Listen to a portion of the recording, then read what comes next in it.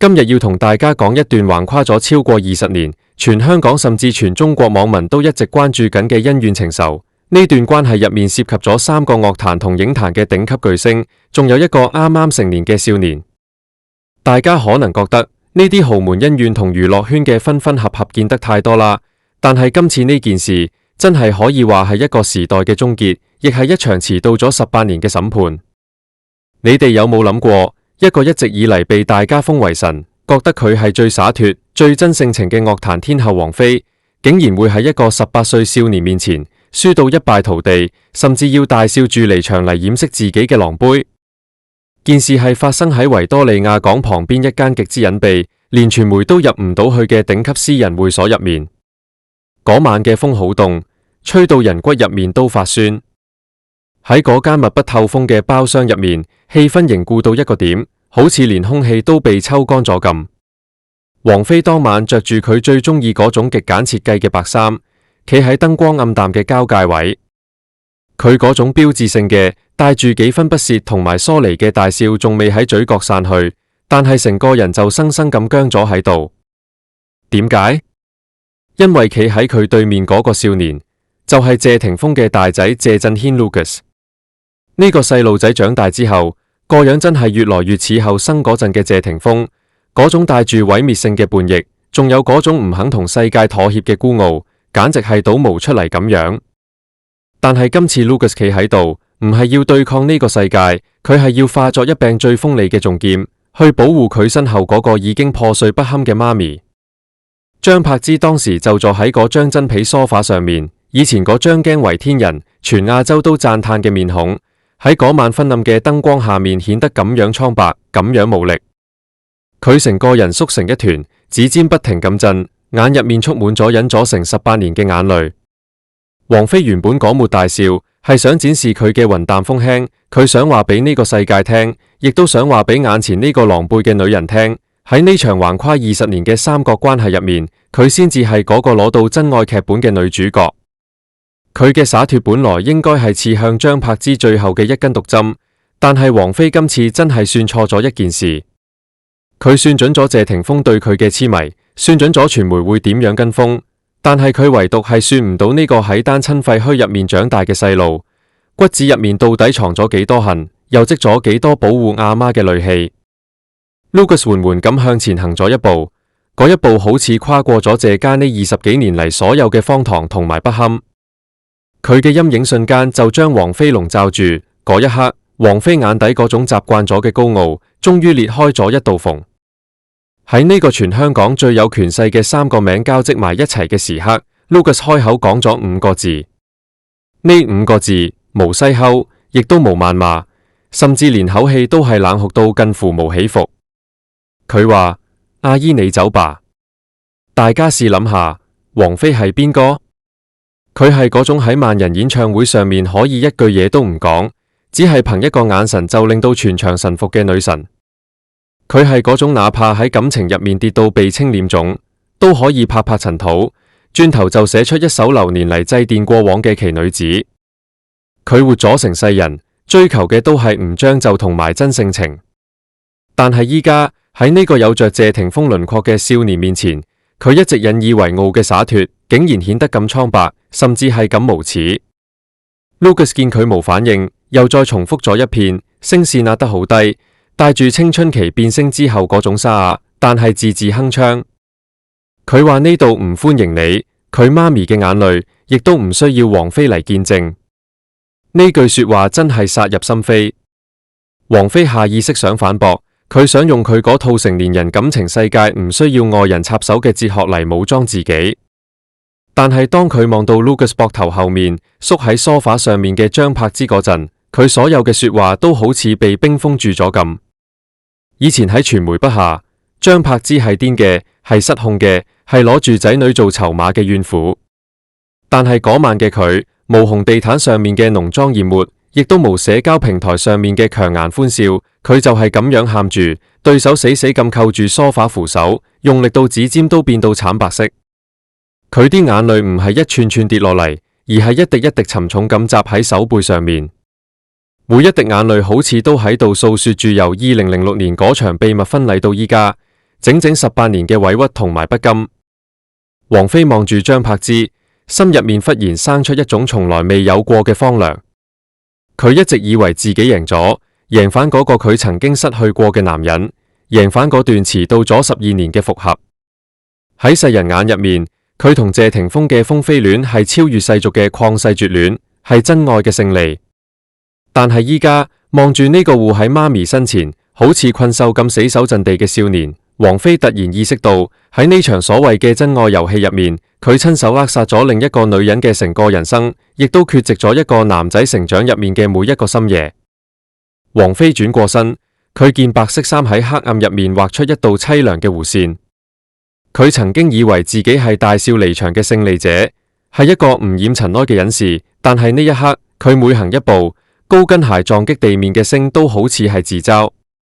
呢個係佢第一次感覺到，原來灑脫都係有罪嘅。而 Lucas 依然企喺嗰度，好似一尊唔會倒下嘅墓碑咁。佢無去睇王菲離去嘅背影，佢只係緩緩轉過身，踎喺張柏芝面前，用嗰雙仲帶住少年稚氣嘅手，輕輕覆蓋住媽咪震緊嘅指尖。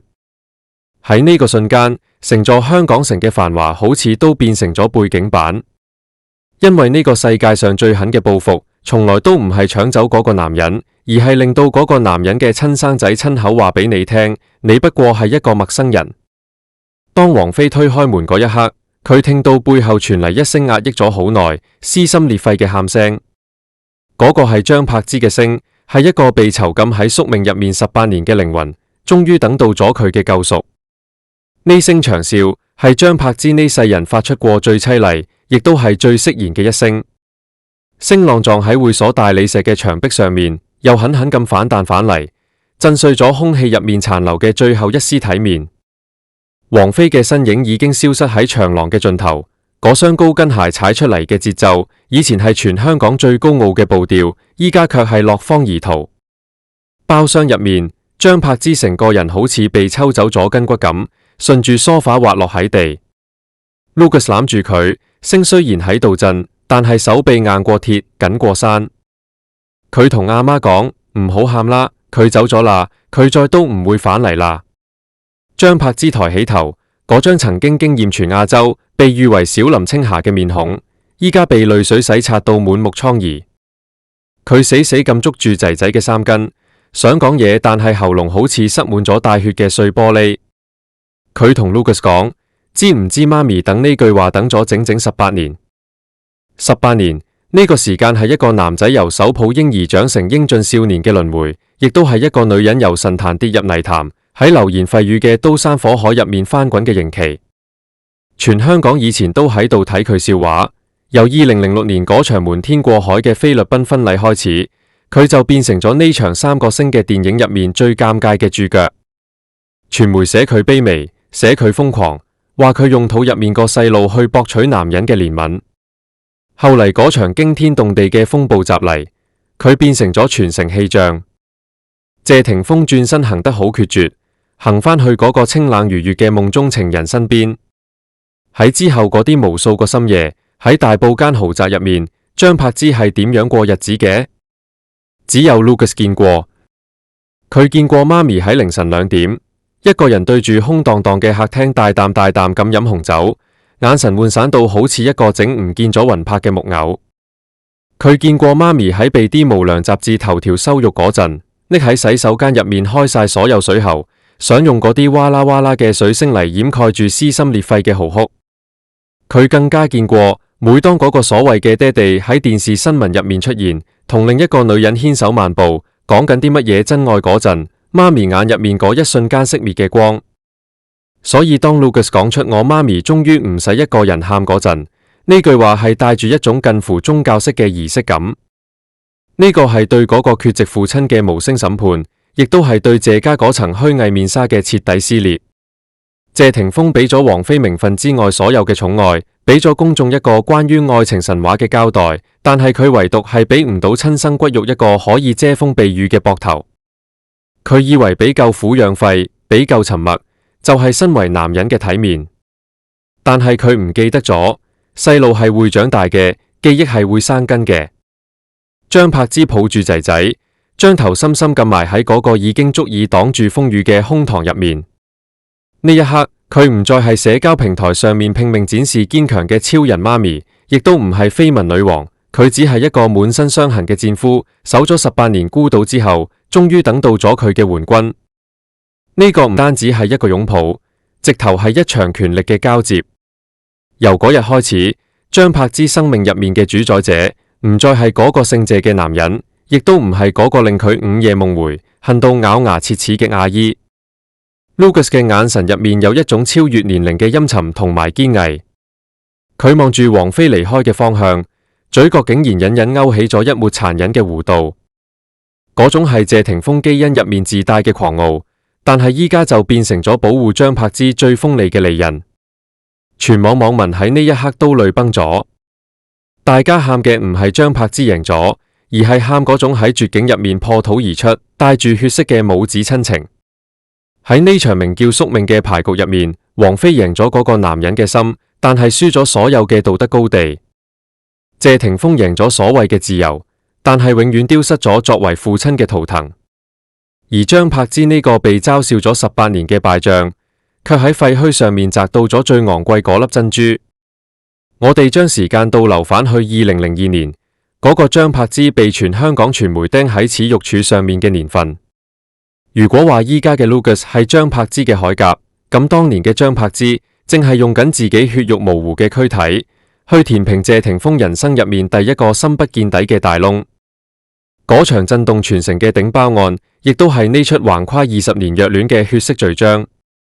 車禍發生之前，張柏芝仲係嗰個叼住煙、眼神清澈又狂野嘅柳飄飄，佢愛得好赤裸，好似一團隨時準備自焚嘅烈火咁。當謝霆鋒喺嗰個黎明撞碎咗部法拉利，亦都撞碎咗佢身為優質偶像嘅假面具嗰陣，係張柏芝喺漫天流言入面開車接走咗嗰個驚魂未定嘅男人，將佢藏進咗自己私密嘅香閨。嗰次係佢第一次以為自己贏咗王菲。當時嘅王菲喺度做緊乜？佢喺北京嘅胡同入面，有一種近乎佛性嘅沉默，注視住呢場鬧劇。佢唔爭唔搶，甚至連一句質問都冇。呢種極致嘅冷情，變成咗謝霆鋒心入面永遠抹唔去嘅白月光，但係亦都變成咗張柏芝眼入面最狠毒嘅嘲弄。張柏芝天真咁以為陪伴就係最長情嘅告白，佢以為喺男人最落魄、最危險嘅時候伸出手，就可以換嚟一世安穩。佢甚至唔識背負狐狸精嘅醜名，都要喺嗰段黑暗嘅日子入面，俾謝霆鋒一個喘息嘅港灣。但係佢算錯咗人性，男人喺落難嗰陣捉住嘅救命草，往往喺得救之後，會變成佢最想銷毀嘅犯罪證據。謝霆鋒喺嗰場風波之後，確實係娶咗佢。2006年喺菲律賓落日餘暉下面嗰場婚禮，靚到好似一個精心編織嘅大話。張柏芝喊到梨花帶雨，佢以為嗰度係宿命嘅歸宿，點知嗰度只係另一場長期凌遲嘅開始。謝霆鋒嘅眼神入面有責任、有愧疚、有對世俗嘅妥協，但係唯獨無嗰種可以令人焚身以火嘅灼熱。因為嗰種灼熱，佢全部都俾晒嗰個遠喺北京離群索居嘅天后。呢個就係呢出戲最淒涼嘅陰影。張柏芝用咗18年嘅青春去還嗰一次奮不顧身嘅債。佢生咗2個仔，試圖用煙火氣去留住嗰個心不在焉嘅男人。佢甚至喺謝霆鋒沉迷打機同廚藝嘅冷漠入面，將自己活成咗一個隨時會爆炸嘅瘋子。全香港都喺度嘲笑佢失控，嘲笑佢歇斯底里。但係邊個有見過喺啲傳媒偷拍嘅箱入面，張柏芝永遠係一手抱住細路，另一隻手拎住重嘢，而嗰個名義上嘅老公永遠對手插袋，耳機入面播住唔屬於呢個家庭嘅旋律。呢度邊度係豪門婚姻？呢度分明係一場長達數千日嘅無聲冷戰。張柏芝喺度賭嗰個男人總有一日會轉頭睇下呢個家，而王菲亦都喺度等嗰個男人玩厭咗凡塵俗世嘅責任，重返佢嗰座不食人間煙火嘅歡樂之城。最終，張柏芝輸到一敗塗地。2012年，嗰張離婚協議書好似一道遲到嘅判決，終結咗呢段名存實亡嘅枷鎖。謝霆鋒行得好快，快到甚至無轉頭睇下仲喺手抱緊嘅細仔。佢急住去尋找佢嘅自由，去接續嗰段中斷咗12年嘅世紀之戀。嗰一刻，張柏芝變成咗全香港最大嘅笑話，而王菲再次變成咗嗰個被命運眷顧嘅寵兒。呢種極度嘅唔公平，呢種愛得越多就輸得越慘嘅荒誕邏輯，喺謝家老宅嘅廢墟上面盤旋咗18年，直到今日 Lucas 企咗出嚟。呢個喺車禍、流言、冷暴力同埋孤獨入面長大嘅少年，佢唔單止繼承咗老豆嘅容貌，更加係睇穿咗老豆嘅懦弱。佢嗰句阿姨你走吧，其實係喺度幫18年前嗰個喺雨中苦苦哀求，卻換唔到一個擁抱嘅媽咪，向呢個世界討回公道。因果循環，報應不爽。當年張柏芝救咗謝霆鋒，但係丟咗魂。依家 Lucas 護住咗張柏芝，卻斷咗謝霆鋒作為父親嘅最後一點念想。呢出名叫《因果》嘅折子戲，唱到呢一段，先至算係真係見咗血。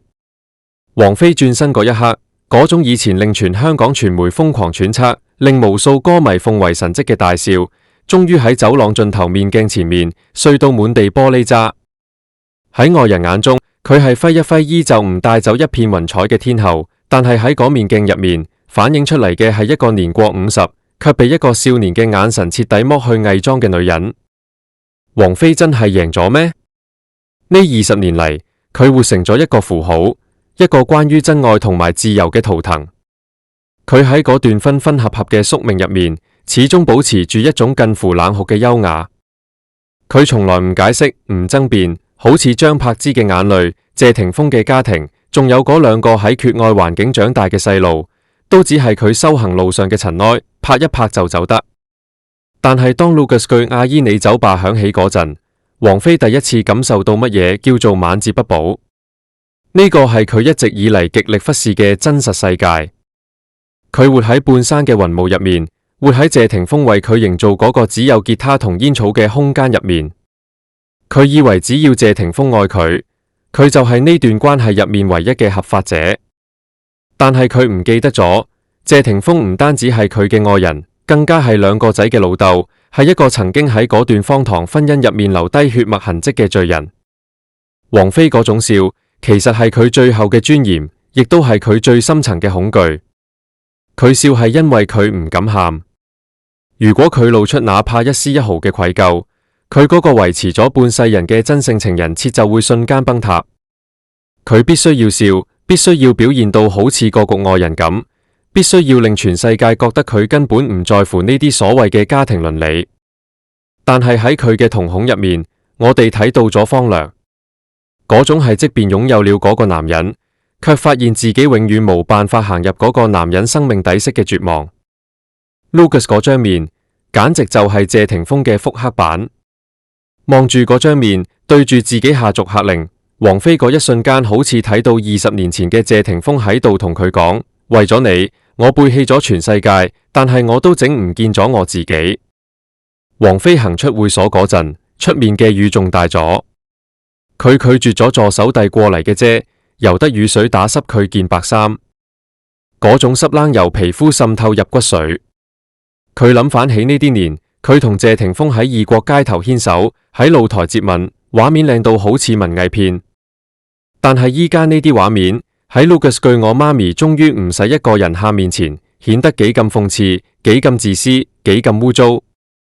佢一直以為自己係呢出戲嘅女主角，後嚟先發現佢不過係呢家人命定糾纏入面一個入侵者。王菲坐喺保姆車後座，閉埋眼，腦海入面全部都係張柏芝嗰張破碎嘅面。佢突然意識到自己呢世人最大嘅失敗，唔係輸咗俾時間，亦都唔係輸咗俾容貌，而係輸咗俾一種佢從來冇擁有過嘅嘢。嗰種係喺苦難入面扎根，喺廢墟入面開花嘅韌性。佢活得太輕盈啦，輕盈到無重量。而張柏芝活得太沉重，沉重到可以令一個細路為咗佢去對抗成個世界嘅流言。王菲贏咗謝霆鋒，但係輸咗某種生而為人嘅感同身受。呢種贏喺宿命嘅審判席前面顯得咁樣淒涼同落寞。呢一晚，全香港嘅天后終於喺寂靜嘅黑暗入面聽到咗自己神壇裂開嘅聲。如果話王菲嘅呢20年係活喺雲端嘅一場幻夢，咁張柏芝嘅呢18年就係喺一片名叫謝家嘅廢墟上面苦手挖掘生路嘅苦行。張柏芝呢個名曾經代表住香港電影最後嘅靈氣，但係亦都曾經係全港茶餘飯後最廉價嘅笑話。大家記得佢喺金像獎舞台上面嘅意氣風發，亦都記得佢喺嗰場風波入面被釘喺十字架上面嘅卑微。但係邊個有真正透過狗仔隊嘅鏡頭去睇清嗰個喺深夜大埔豪宅入面一個人餵奶、換尿片、面對空床嘅女人？呢18年，張柏芝將自己活成咗一個瘋子。為咗湊大謝霆鋒留低嘅2個仔，佢放低咗影后嘅身段，佢去拍嗰啲爛俗嘅商業片，去參加被嘲笑賣慘嘅真人秀，甚至去直播間聲嘶力竭咁賣貨。全香港傳媒都喺度寫佢靈氣盡失、食相難看，連佢前奶奶狄波拉都曾經流露出幾分嫌棄。但係嗰種瘋係一個老母喺孤立無援嗰陣為細路築起嘅最後一道防線。曾經有記者喺機場見過佢，一手抱住細嗰個，一手拖住大嗰個，膊頭仲掛住2個大奶粉袋，頭髮亂晒，面色蠟黃。嗰陣嘅佢邊度仲有玉女掌門人嘅影？佢就係一個被生活反覆毒打，卻死死護住仔女嘅母獸。而嗰陣時，謝霆鋒喺度做緊乜？佢喺北京嘅公寓入面研究佢嘅風味，喺王菲嘅清冷眼波入面尋找靈魂共鳴。佢俾出嚟嗰張巨額支票，確實令到張柏芝衣食無憂，但係俾唔到一個男仔成長過程入面對於父親呢個角色嘅任何幻想。張柏芝嗰段日子心入面係極度扭曲嘅，佢恨，佢點會唔恨？佢恨男人嘅絕情，更加恨女人嘅不染塵埃。所以佢拼命表現堅強，拼命喺網上曬仔仔嘅獎狀，曬親子活動。佢想向全世界證明，無咗謝霆鋒，佢依然可以將細路教成天才。呢種近乎偏執嘅母愛，其實係一種無聲嘅復仇。佢將所有希望都寄託咗喺 Luke 嘅身上，佢教佢點樣照顧細佬，點樣面對傳媒閃光燈，甚至喺無數個深夜，有意無意咁令 Lucas 聽到自己嘅喊聲。呢個唔係教唆，呢個係喺廢墟入面生存嘅本能。佢必須要令個仔變成佢嘅戰友，變成佢喺呢場漫長博弈入面最後嘅王牌。18年過去啦，張柏芝老咗，眼角有咗抹唔去嘅紋路，聲變到更加沙啞。但係喺嗰個下午，當佢坐喺梳化，望住高過佢一個頭嘅 Lucas 黨喺佢身前，對住嗰個搶走佢半生幸福嘅女人講出阿姨你走吧嗰陣，張柏芝呢18年嘅苦，終於結出咗最狠亦都係最甜嘅果實。嗰一刻，佢唔再係被全港嘲諷嘅氣象，佢係呢片廢墟上面唯一嘅贏家。佢含住淚望住仔仔嘅背影，佢知道自己呢世人最大嘅投資無打水漂。佢用18年嘅孤獨、謾罵同埋心酸，換嚟咗一個可以為佢遮風避雨嘅男人。呢個男人雖然都係姓謝，但係佢身體入面流嘅血係為咗張柏芝而滾燙嘅。張柏芝喺嗰個瞬間，終於同18年前喺菲律賓落日下面傻笑嘅自己握手言和啦。佢贏咗，唔係贏返謝霆鋒嘅心，而係贏返作為一個阿媽，作為一個女人，喺呢場命定悲劇入面最後嗰一點傲骨。喺呢場戲入面，謝霆鋒先至係嗰個徹底失位嘅輸家。佢喺尋找自由嘅路上跑咗20年，佢以為甩咗張柏芝呢個麻煩，匿入王菲嗰座不染塵埃嘅歡樂之城，就可以洗乾淨身上嗰啲瑣碎平庸嘅家長裏短。佢追求嘅係一種極致、純粹、超越世俗嘅愛，但係佢唔記得咗一個男人最基本嘅脊梁，唔係幫心愛嘅女人寫幾多首情歌，而係能唔能夠喺仔女需要老豆嘅每一個深夜，交出一份合格嘅答卷。Lucas 睇透咗佢個老豆，喺佢記憶入面，老豆永遠係一個活喺新聞頭條入面嘅符號。佢見到老豆同王菲喺機場牽手，見到老豆幫王菲過生日，見到老豆講起真愛嗰陣眼入面嘅光。但係當佢病咗住院嗰陣，當佢喺學校被同學嘲笑係戲子嗰陣，嗰個男人喺邊度？嗰個男人喺度追求緊佢嘅靈魂伴侶。呢個係一種幾咁殘忍嘅錯位。謝霆鋒以為俾夠錢，俾夠豪宅就可以買斷父子之間嘅因果。佢以為唔發聲，唔爭辯就係對兩個女人嘅尊重。但係呢種沉默喺 Lucas 眼中就係懦弱。當 Lucas 對王菲下逐客令嗰陣，其實每一記耳光都係打喺謝霆鋒嘅面上。